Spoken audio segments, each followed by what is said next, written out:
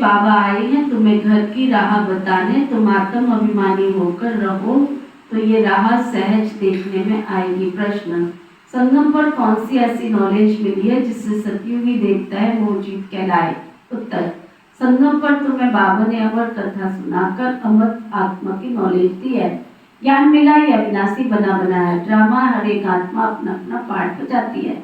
वह एक शरीर छोड़ जाकर दूसरा लेती है, इसमें रोने की दरकार नहीं है। इसी नॉलेज से सतयुगी देवताओं को मोहजीत कहा जाता है। वहाँ मृत्यु का कोई नाम नहीं होता, खुशी से अपना पुराना शरीर छोड़कर लेते हैं। गीत है, नए नील को राह दिखाओ मेरे प्रभु। धारणा के लिए वो किसान, एक बाबा की मत पर चल, सदा संतुष्ट रह, संतोषी देवी बनना है। यहाँ कोई भी आश नहीं रखनी है, बाबा से सर प्राप्ति कर पदम पति बनना है। नंबर 2, सबसे गंदा बनाने वाला बाइस्कोप सिनेमा है जिसे तुम्हें नहीं देखना है। तुम बहादुर हो तो हद और बेहद के बाइस्कोप का राज दूसरों को समझाओ, खुद भी समझो, दूसरों को भी समझाओ, सर्विस करो। वरदान, सतगुरु प्यारे बाबा का वरदान, पुरुषार्थ और सेवा में विधि पूर्वक वृद्धि प्राप्त करने वाले तीव्र पुरुषार्थी भव। पुरुषार्थ और सेवा में विधि पूर्वक वृद्धि को प्राप्त करने वाले तीव्र पुरुषार्थी भव।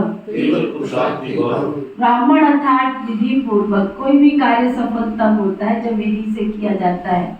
अगर किसी भी काम में, बात में स्वयं के पुरुषार्थ व सेवा में वृद्धि नहीं होती है तो जरूर कोई विधि की कमी है। इसलिए चेक करो कि अमृत वेले से रात तक मनसा वाचा कर्मणा व संबंध संपर्क विधि पूर्वक रहा अर्थात वृद्धि हुई। अगर नहीं है तो कारण को सोचकर निवारण करो, फिर दिल से कष्ट नहीं होंगे। और अगर विधि पूर्वक कार्य है तो वृद्धि अवश्य होगी और तीव्र पुरुषार्थी भी बन जाएंगे। स्लोगन, स्वच्छता और सत्यता में संपन्न बनना ही सच्ची पवित्रता है। व्यक्ति इशारा, स्वयं और सर्व के प्रति मनसा द्वारा योग की शक्तियों का प्रयोग करो। जहाँ वाणी के द्वारा कार्य सिद्ध नहीं होता तो कहते ये वाणी से नहीं समझेंगे। जहाँ बोलने से काम सिद्ध नहीं होता तो समझा जाता है ना। तुम भी जहाँ वाणी द्वारा कोई कार्य सिद्ध नहीं होता तो कहते हो ये वाणी से नहीं समझेंगे। शुभ भावना से परिवर्तन होगा।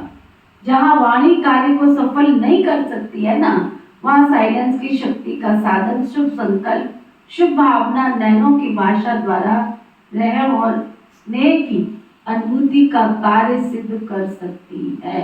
ओम शांति।